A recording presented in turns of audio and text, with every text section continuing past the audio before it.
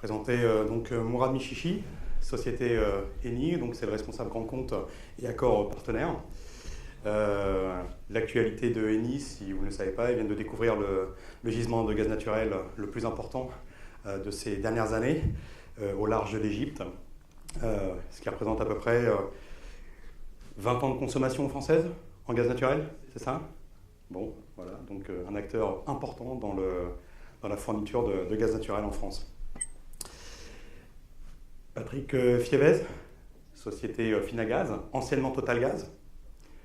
Finagaz est aujourd'hui une marque à 100% du groupe UGI France, c'est ça? Donc il va venir nous parler du gaz propane en citerne. Iberdrola, monsieur Moniem Ezaraoui, qui est donc responsable grand compte chez Iberdrola. Iberdrola vient de remporter récemment un appel d'offres à Saint-Brieuc sur l'éolien maritime. Alors vous allez peut-être me corriger parce que j'ai peut-être fait une faute en notant, en prenant une note. C'est 500 000 MWh ou c'est 500 MWh? C'est 500 MW. Ouais, voilà. Donc dans le cadre d'un appel d'offres, donc c'est très très bien. Donc c'est un fournisseur espagnol qui est implanté en France depuis quelques années. Ensuite, nous avons la société Voltalux, représentée par Jacques Février. Société Voltalux qui est distributeur de solutions photovoltaïques et qui travaille également sur le relamping. La vidéo, Diane.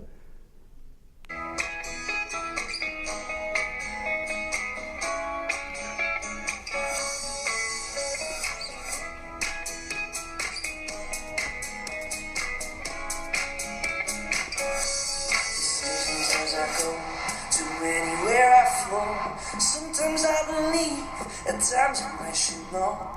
I can fly high, I can go low. Today I got a million, tomorrow I don't know. Decisions as I go, to anywhere I flow. Sometimes I believe. Alors après cette vidéo un peu enchanteresse où on voit les différents modes de production d'énergie ou d'exploitation d'énergie, il y a une chose qui est hyper importante à savoir, c'est que d'ici 2016, donc l'ensemble des tarifs réglementés de gaz naturel et d'électricité pour les professionnels disparaîtra. Ça, vous le savez tous et toutes. Si les conditions tarifaires et concurrentielles pour ces différents marchés du gaz ou de l'électricité sont différentes, cette évolution réglementaire est surtout l'occasion pour vous de mieux comprendre votre consommation énergétique pour mieux la maîtriser et profiter pleinement de cette libéralisation. Donc, les règles de fonctionnement du marché du gaz et de l'électricité, donc il y a différentes règles à connaître. Peut-on dire, Monsieur Ezaraoui, que le cadre réglementaire de la fin des tarifs réglementés est le même pour l'électricité? Et je poserai la même question après à vous, Monsieur Michichi, sur le gaz naturel. Est-ce qu'on a exactement une similitude ou pas? Est-ce que ce sont des choses différentes ou pas? Bonjour à toutes et à toutes. Tout d'abord, le cadre légal de la suppression des tarifs réglementés, il s'inscrit dans un cadre européen et non français. C'est-à-dire c'est pas le gouvernement français n'a pas décidé de manière arbitraire la suppression des tarifs réglementés au 31 décembre 2015. C'est un processus européen. Il faut remonter quelques 20 années en arrière, en 1996 notamment, suite à l'adoption d'une directive européenne qui impose à l'État français d'ouvrir son marché de l'énergie français à la concurrence. C'est une obligation européenne, ce n'est pas une décision du gouvernement français. Donc ensuite, le marché de l'énergie en France électrique s'est ouvert en 3 étapes, 3 dates. 1999, l'ouverture aux très gros consommateurs de l'électricité, les clients qui consomment plus de 100 gigawattheures, ont eu la possibilité de quitter le tarif réglementé pour opter pour une offre de marché. Ensuite, en 2003, 1er juillet 2003, les professionnels ont pu quitter le tarif réglementé pour choisir une offre de marché. Et enfin, 1er juillet 2007, où le marché s'est ouvert à tous les particuliers. Donc depuis toutes ces dates, on a la capacité de quitter le tarif réglementé pour une offre de marché. La seule chose, c'est qu'on est passé d'une situation où vous aviez la capacité de quitter le tarif réglementé à une situation où vous avez l'obligation de quitter le tarif réglementé. Donc le 31 décembre 2015, les tarifs réglementés d'électricité disparaissent et vous avez l'obligation légale d'opter pour une offre de marché. Donc qu'est-ce qui se passe au 1er janvier 2016 ? Rassurez-vous, vous serez toujours fourni en électricité. La seule chose, c'est que vous ne bénéficierez plus du tarif réglementé, mais d'une offre qu'on appelle offre transitoire d'électricité, qui est grosso modo 5% plus cher que le tarif réglementé. Initialement, il était prévu que cette offre transitoire reste valide du 1er janvier 2016 au 30 juin 2016, mais et qu'au 1er juillet 2016, si vous n'aviez pas quitté le tarif réglementé, eh bien, la sentence était la rupture d'électricité. On parle d'une deuxième offre transitoire à partir du 1er juillet 2016, donc contour réglementaire et légal n'est pas encore bien précisé. Donc si vous avez des questions sur la deuxième offre transitoire, je préfère qu'on en discute par ailleurs au niveau du stand. Donc on a bien compris, une obligation au 31 décembre. Alors, concernant le marché du gaz naturel, on est dans la même situation réglementaire, c'est-à-dire que les choses se sont faites dans un cadre européen, avec certaines spécificités. On est sur deux marchés différents, l'électricité et le gaz naturel, dans la mesure où le marché du gaz naturel est un marché qui est arrivé à maturité un peu plus rapidement. Donc un timing qui s'est fait et qui a été bien défini et arrêté par les législateurs. Donc la fin des tarifs réglementés s'est faite en deux vagues. Il y a eu une première vague qui avait démarré au 31 décembre 2014 pour les consommateurs professionnels qui consomment plus de 200 MWh par an. Et puis là, on va rentrer dans la deuxième et dernière vague qui va démarrer au 31 décembre de cette année, à la fin de l'année donc, où les consommateurs qui consomment entre 30 et 200 MWh par an vont rentrer dans une période de transition de 6 mois, à l'issue de laquelle il y aura une période où les livraisons ne seront plus assurées par l'opérateur historique, mais par le gestionnaire de réseau. Donc, avec des risques peut-être éventuellement de coupure à compter du 30 septembre 2016. Donc le gestionnaire de réseau, GRDF. Le gestionnaire du réseau, GRDF, bien entendu. Donc on est dans le même cadre réglementaire, mais avec peut-être un timing, une planification pour inciter les gens à quitter le tarif réglementé qui est définitivement arrêté, contrairement, je pense, au marché de l'électricité où on connaîtra peut-être certaines évolutions à l'avenir. William, vous avez quelque chose à rajouter ? Juste quelques chiffres pour que vous ayez l'idée un peu de l'importance de ce qui se passe. C'est que les sites concernés, donc c'est les sites au tarif jaune et tarif vert actuellement, donc c'est les noms qu'on donne au tarif réglementé d'électricité pour les sites qui ont une puissance supérieure à 36 kVA. Ça concerne 400 000 sites, donc c'est une modification absolument brutale. C'est quelque chose en l'espace de 3 mois, il faut basculer 400 000 sites. Donc le législateur a vu que techniquement déjà c'est pas possible pour le gestionnaire du réseau, cette fois ERDF, pas possible pour les fournisseurs de répondre, puisque là il s'agit de faire des offres sur mesure et non pas un tarif par puissance. Donc c'est pour ça que cette date butoir a été repoussée et est toujours repoussée pour l'instant 30 juin 2016 et peut-être à plus tard. D'accord, donc vous parlez de compteurs jaunes à 36 kVA. Compteurs bleus, 36 kVA. Alors les compteurs bleus ne sont pas concernés par la suppression des tarifs réglementés. Vous avez la capacité de quitter le tarif réglementé avec quelques possibilités de gains, mais vous n'avez pas d'obligation légale. Vous pouvez rester au tarif réglementé pour les sites inférieurs à 36 kVA. D'accord. Alors, pour le gaz propane, Monsieur Févez, est-ce qu'on est exactement dans le même cadre réglementaire ou pas ? Non, il n'y a absolument aucun problème concernant le gaz propane, les prix étant libres depuis déjà un certain nombre d'années. Aujourd'hui, le client industriel et professionnel a soit la possibilité d'être facturé sur un barème de vente, qui est barème Finagaz, bien évidemment, ou alors basé sur une indexation sur le Platts, qui est le cours international du propane. Voilà, ça c'est un choix en fonction du contrat du client, bien évidemment.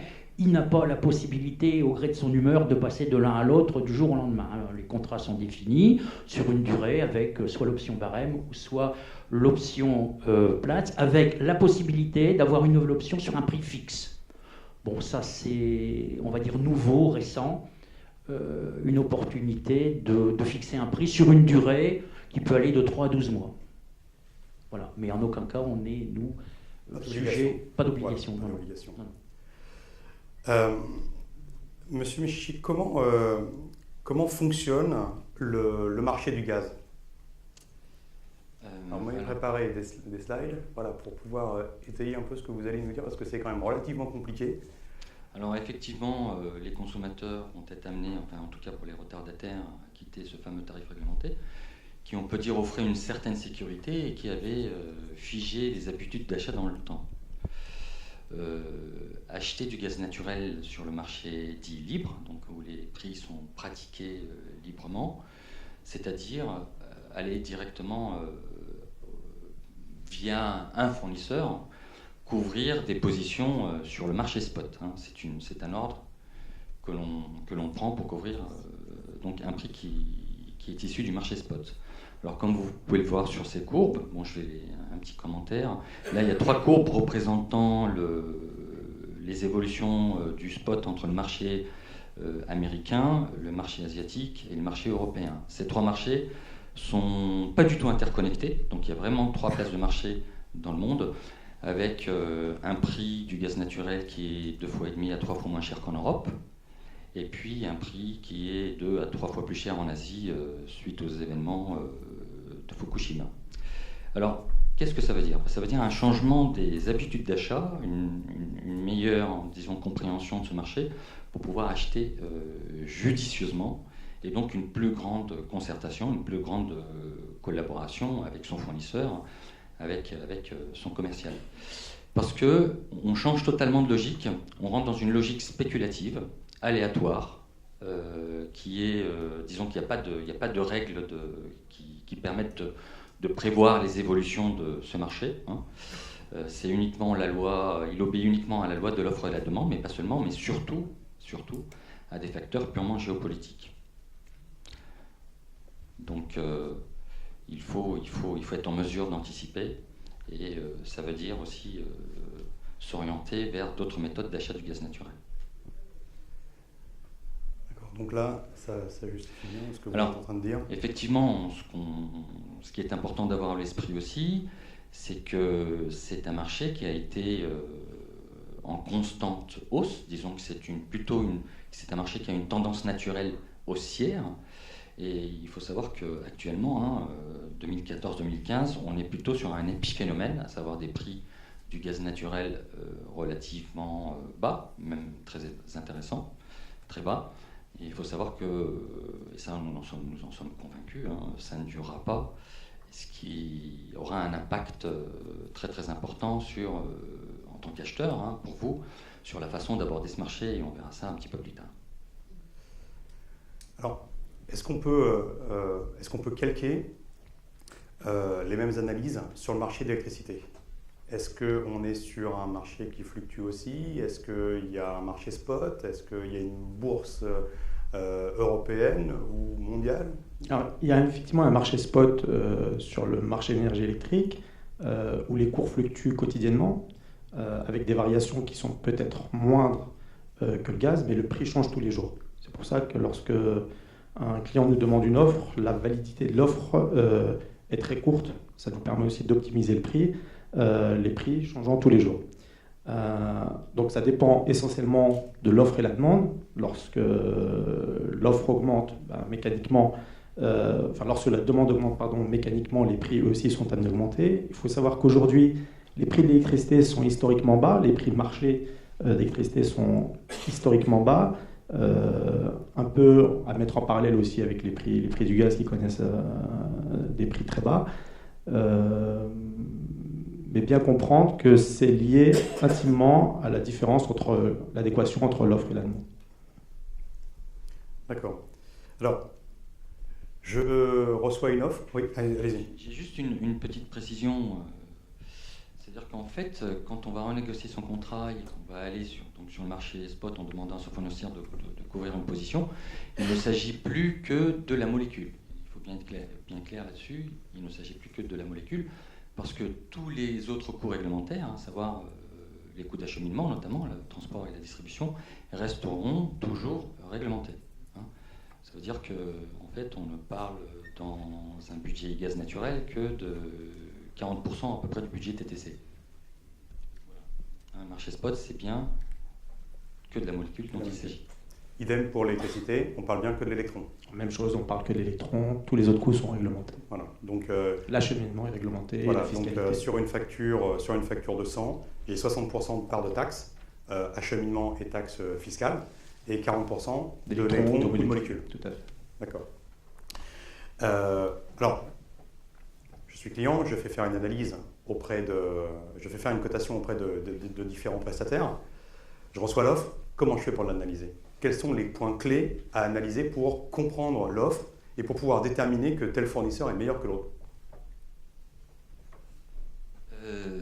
En fait, disons que d'abord, il y a 2 points à mon avis, il y a 2 points de départ. Hein. Le premier point de départ, c'est celui qu'on avait soulevé en introduction, à savoir la fin des tarifs réglementés. Donc alors ça dépend d'où vient. Quand on est sur un contrat réglementé, il n'y a pas de contrainte particulière.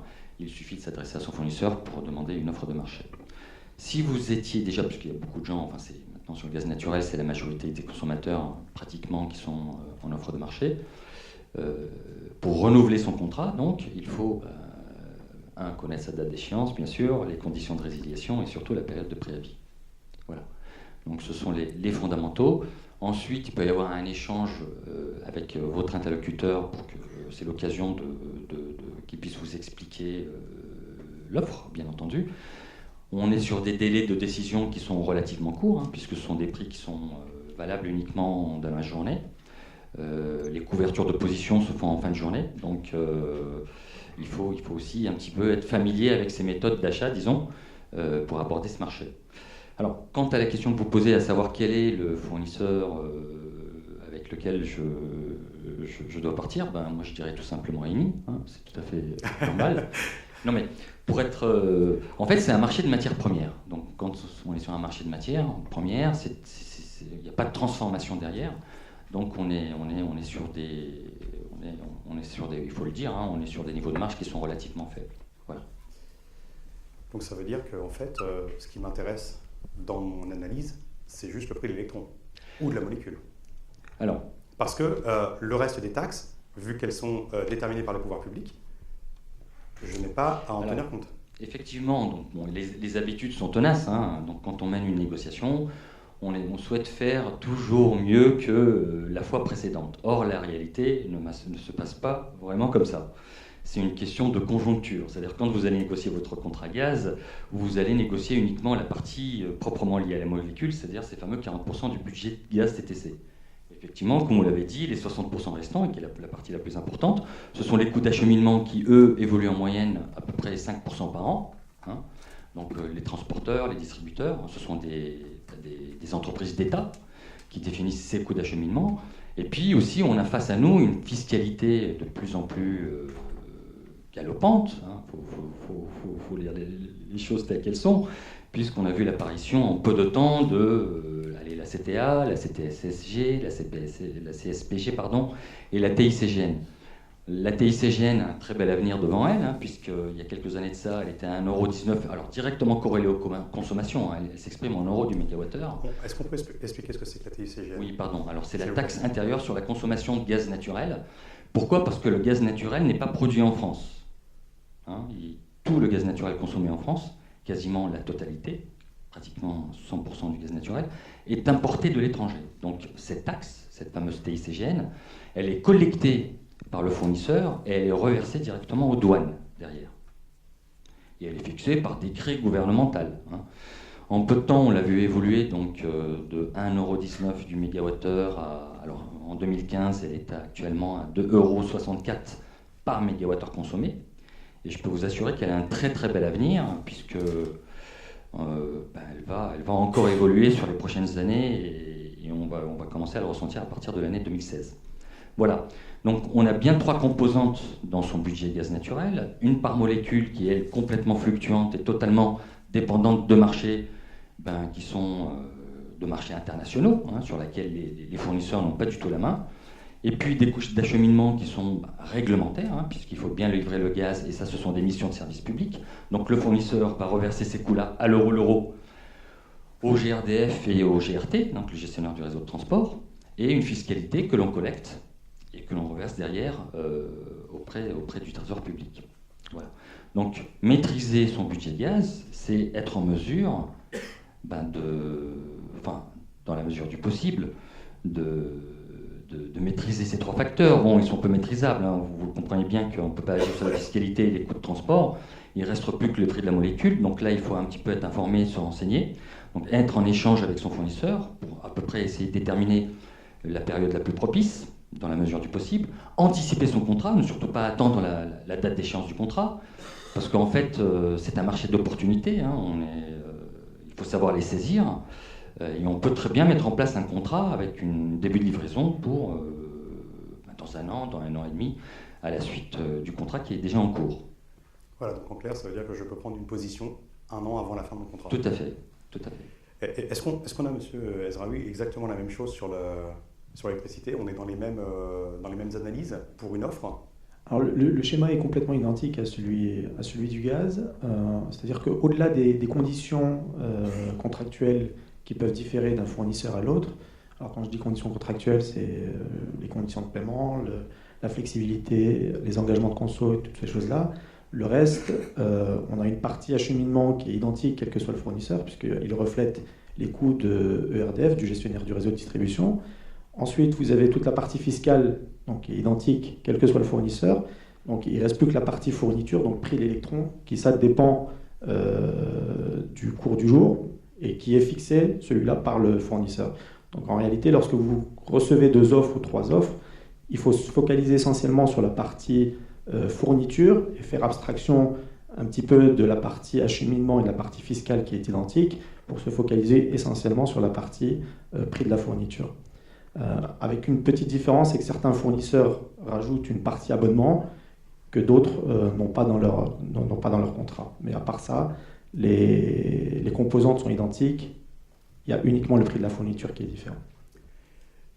Quel gain peut-on estimer pour un client qui était donc anciennement chez le fournisseur historique, électricité ou gaz? Quel gain peut-on estimer qu'il peut réaliser en passant chez un opérateur, je dirais, comme vous, sans rentrer dans le détail, bien entendu, parce que des situations sont différentes par rapport au volume, par rapport à la localisation des sites. Mais en moyenne, qu'est-ce qu'on peut espérer? En fait, il y a un delta qui est relativement important entre un budget en offre régulée et un budget en offre de marché. Du fait que lorsque vous passez en offre de marché, le fournisseur va procéder à un ensemble d'optimisation, mais vraiment sur toutes les composantes du budget, la molécule, l'acheminement. Ce qui n'est pas le cas quand vous êtes en tarif régulé, parce qu'en fait, il fonctionne un petit peu comme une mutuelle, on va dire ça comme ça, une mutualisation des coûts. Donc on va procéder à des optimisations qui permettront de dégager sur le budget gaz, ce qui n'est pas négligeable, entre 10 et 15% d'économie, en fonction du profil de consommation et de la localisation géographique du site. Alors ça, l'économie est vraiment immédiate dès lors qu'on a fait démarrer un contrat en offre de marché. Après, par la suite, lorsqu'il s'agira de renouveler son contrat en offre de marché, les choses ne seront pas aussi simples parce que les coûts optimisables, notamment liés aux coûts d'acheminement, l'ont déjà été faits précédemment. Donc il ne restera plus comme levier que la molécule. Alors la molécule, comme on l'avait déjà dit, ça ne représentait que 40% d'un budget gaz TTC. Donc si disons qu'on va faire les efforts nécessaires, et c'est tout à fait normal de faire mieux que la fois précédente, admettons qu'on arrive à faire 3% mieux, 3% de 40%, ça ne fait guère plus que de 1,2% sur le budget global gaz, et qui sont largement compensés par les hausses réglementaires liées au coût d'acheminement, bien entendu, et puis la fiscalité qui attend le consommateur un petit peu au tournant. Donc il faut remettre les choses un petit peu dans leur contexte et à leur juste mesure pour, encore une fois, amorcer peut-être une approche plus globale et aussi de sa manière d'appréhender ce marché. Voilà. Alors, j'ai bien compris que l'économie peut être de 10 à 15% sur le marché du gaz. Par contre, sur l'électricité, l'économie est beaucoup moindre. Il y a une explication à ça ou pas? Sur la partie électrique, au-delà de la partie optimisation, on peut réaliser quelques économies. Le passage d'une offre tarif réglementé à une offre de marché, les gains qu'on peut retrouver varient entre 5, on peut aller jusqu'à 15% dans le meilleur des cas. Alors ça dépend essentiellement du profil de consommation. Pour 100% des cas, c'est intimement lié au profil de consommation du client. Mais le niveau d'économie réalisée maximum, il se situe aux alentours de 15%. D'accord. Allez-y. Je voulais revenir sur ce petit point d'économie. C'est quand même le but recherché. On optimise son contrat d'une manière évidente quand on a quitté le tarif réglementé, mais une fois qu'on a enchaîné les contrats en offre de marché, là l'économie devient plus qu'aléatoire en fait, parce que vous l'avez vu, la tendance naturelle du marché dans la durée est vraiment haussière, ça c'est clair. Et puis en plus de ça, il se présente en dents de scie. Donc il suffit de ne pas s'y prendre au bon moment, en réalité. Et puis là, on aura beau demander des optimisations au fournisseur, à un moment donné, le fournisseur, il ne pourra pas faire grand-chose, ce n'est un intermédiaire, une interface entre le consommateur et le marché mondial. Voilà. Donc ça veut dire qu'en fait, il n'y a pas, comme on peut le croire, de bonnes ou de mauvaises périodes, printemps-été ou hiver, pour pouvoir renégocier son contrat. Alors, en fait, c'est un marché qui est difficilement prévisible. Comme je vous disais, il n'y a pas du tout de règles. Il n'y a pas de modèle prévisionnel. Il y a eu une période, effectivement, où il était plus judicieux ça a duré, on va dire, 3-4 ans, où effectivement, il était plus intéressant d'acheter son gaz naturel en période estivale, en pensant que effectivement il y avait moins de consommation, donc une tendance à la baisse des prix. Or, il s'avère que depuis 2 ans maintenant, on a des opportunités, ce qu'on appelle nous dans notre jargon des fenêtres de tir, qui sont très très très alléchantes aussi en période d'hiver. Alors, des fois, ça peut être lié à des stocks. On l'a vu ces 2 dernières années parce qu'il y a une crise économique qui s'est installée. Moins de consommation de gaz aussi, une notion de gestion des stocks derrière par les opérateurs, on va dire étatiques, c'est eux qui s'occupent de la partie stockage. Mais en réalité, il n'y a pas de règles, il n'y a pas du tout de règles. On est constamment surpris, on est constamment face à de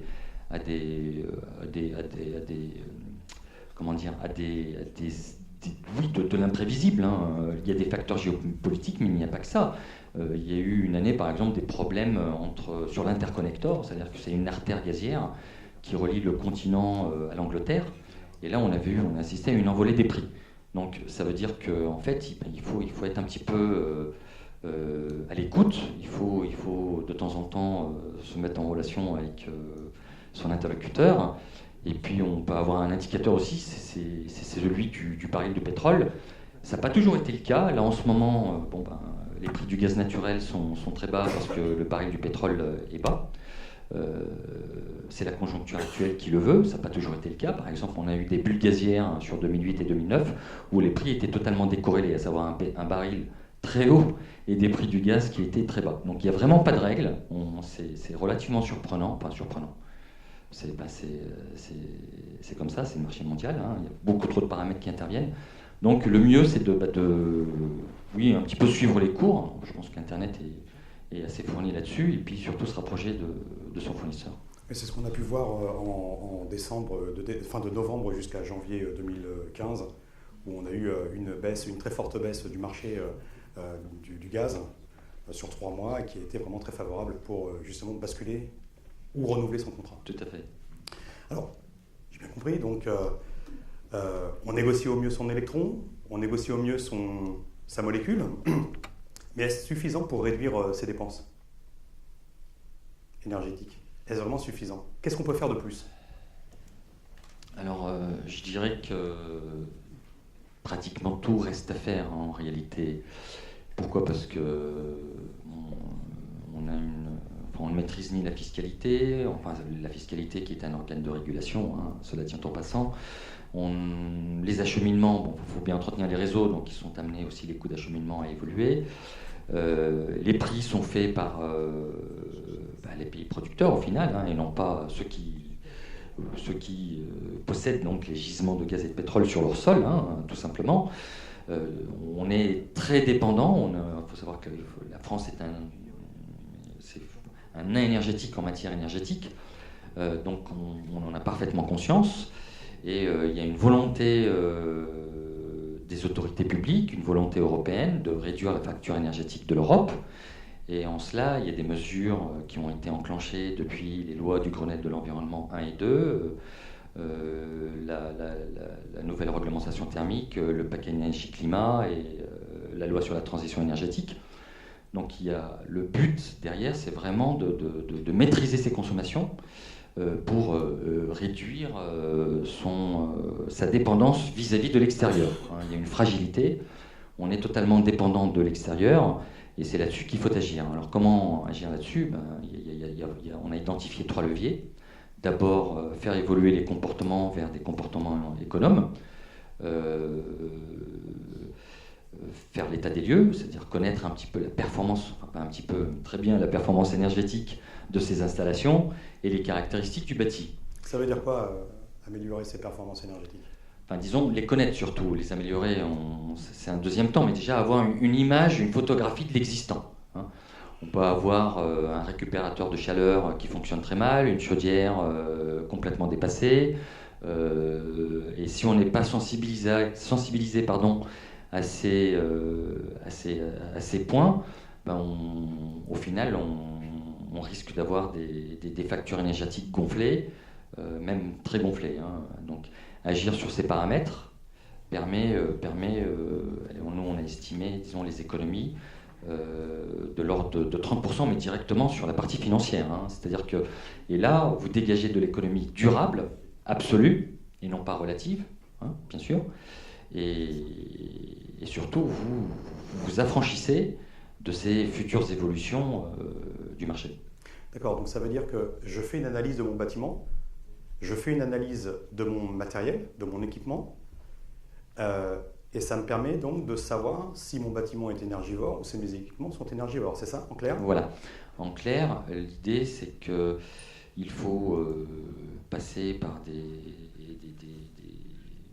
diagnostics, des audits énergétiques. D'ailleurs, alors, la réglementation évolue fortement en ce sens. Il faut savoir qu'aujourd'hui, les copropriétés de plus de 50 lots doivent effectuer des audits énergétiques obligatoires avec une date limite, qui est le janvier 2017. Et c'est également le cas pour les entreprises qui ont plus de 250 salariés ou qui ont un chiffre d'affaires supérieur à 43 millions d'euros. Ça veut dire qu'aujourd'hui, cette évolution réglementaire est donc favorable pour aller en ce sens. Aujourd'hui, elle reste relativement souple, mais il faut être aussi non seulement à l'écoute des évolutions du marché, mais aussi des évolutions réglementaires. Et je peux l'annoncer, je pense qu'elles seront amenées en tout cas à être plus contraignantes à l'avenir. D'accord. Donc là, on parle d'audit énergétique, mais qu'est-ce que c'est qu'un C2E ? Est-ce qu'il faut passer par un audit énergétique pour pouvoir obtenir un C2E ? Donc, je dirais alors c'est un dispositif.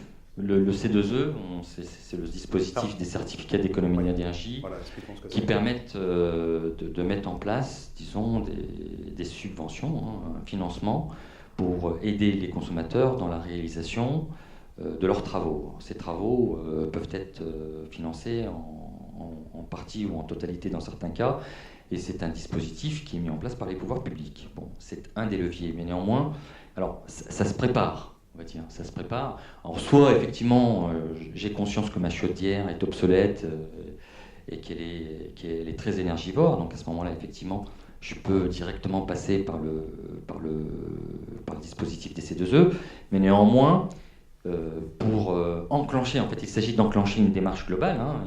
Je recommanderais de passer par un diagnostic énergétique de manière à faire un état des lieux de l'existant, avoir une image, une photographie de la situation actuelle dans laquelle je me trouve, se faire aider par son fournisseur, se faire accompagner sur ces questions-là, pour estimer les travaux réalisés, évaluer leur ROI, le retour sur investissement, et enfin, par la suite, éventuellement, recourir au dispositif des certificats d'économie d'énergie. Pourquoi ? Parce que dans les rapports ou les diagnostics énergétiques qui peuvent vous être remis, il y a un certain nombre de recommandations qui vont de la moins coûteuse à la plus coûteuse avec des ordres de priorité, et on constatera qu'il y a beaucoup de mesures à prendre qui n'engagent pas de gros investissements, mais qui sont plutôt liés à du comportement au quotidien. Alors là, on parle de rénovation de bâtiments, mais demain, je veux construire un bâtiment neuf. Est-ce que j'ai l'obligation de passer par un audit énergétique, ou si je passe par un audit énergétique, qu'est-ce que je peux éventuellement obtenir comme subvention ? Est-ce qu'il y a des subventions d'ailleurs ou pas ? Non. Les bâtiments neufs, normalement, sont aux normes, puisqu'il est prévu de les construire aux normes. Et la réglementation liée à la valorisation des certificats d'économie d'énergie est uniquement dans le cadre de réalisation de travaux de rénovation. D'accord. On rénove l'existant pour le rendre moins énergivore. C'est-à-dire qu'on va dégager des économies, on va moins consommer, et c'est à ce titre, il y a uniquement à ce titre qu'on pourra obtenir des subventions. D'accord, donc là, j'ai besoin d'un accompagnement, que ce soit le fournisseur de gaz naturel, pour le gaz propane. C'est pareil, on est exactement dans les mêmes démarches, on a des subventions aussi. Exactement les mêmes démarches, on a des subventions en tant que fournisseur d'énergie, au même titre que le gaz naturel, l'électricité, voire le fioul. On est, nous, vis-à-vis des pouvoirs publics, ce qu'on appelle des obligés, donc nous avons des obligations vis-à-vis de notre clientèle à les inciter à économiser l'énergie. Voilà.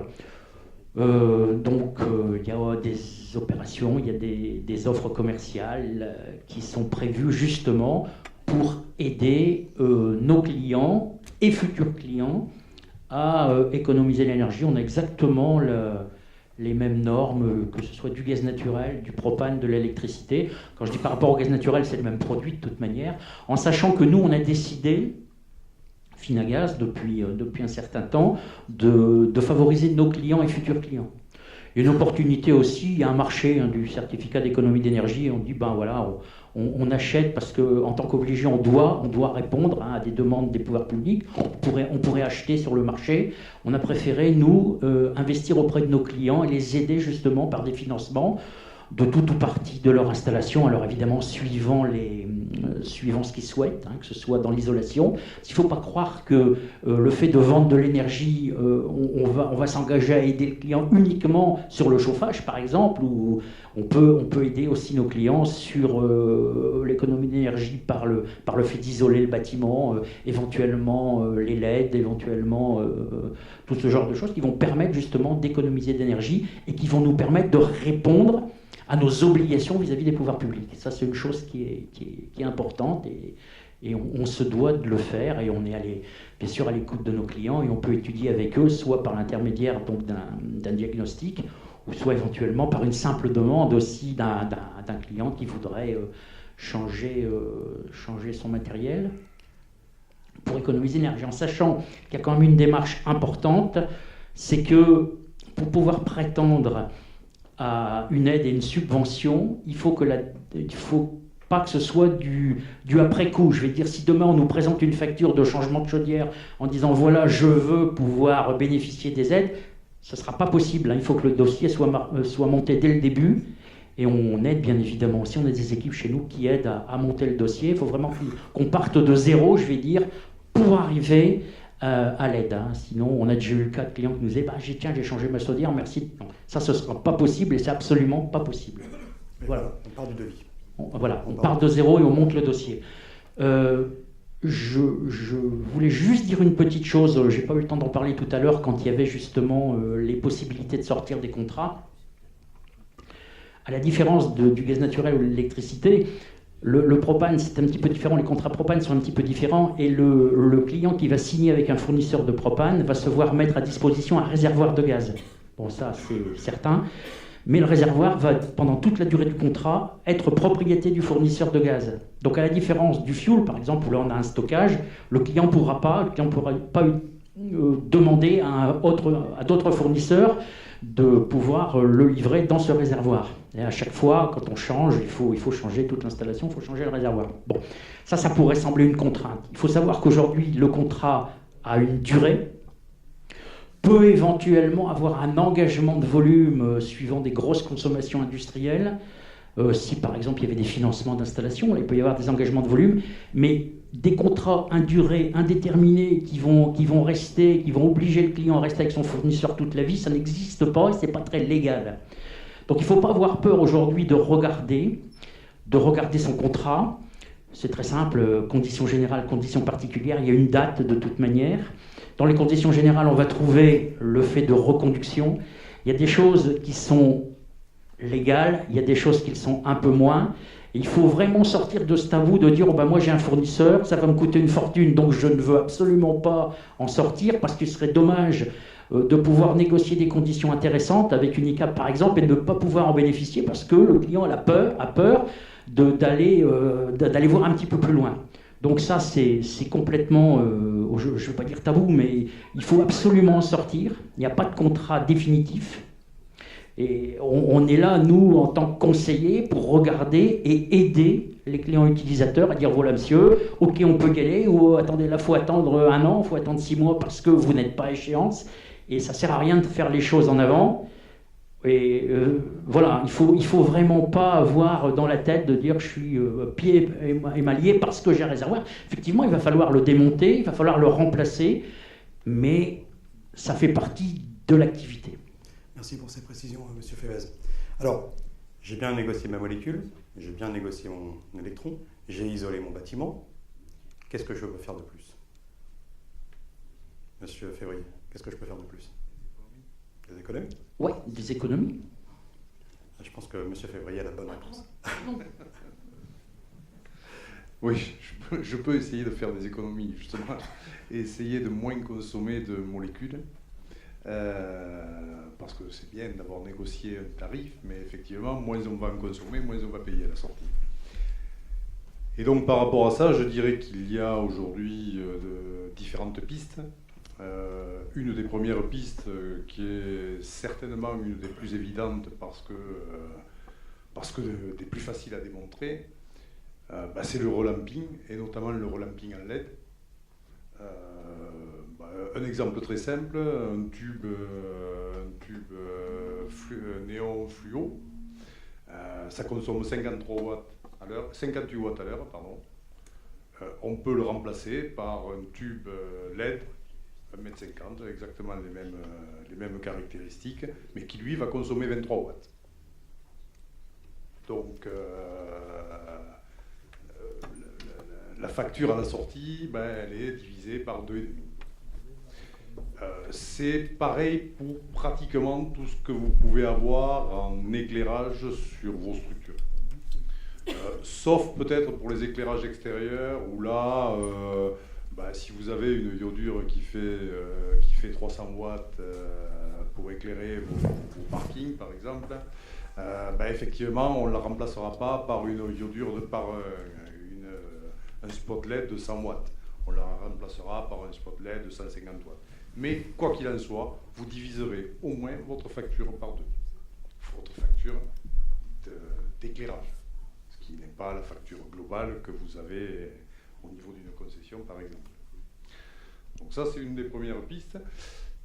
Je dirais qu'en plus, c'est très facile à faire sur une création de magasins. Je veux dire, on met directement en LED. Par contre, ça reste aussi très facile à faire sur des magasins existants.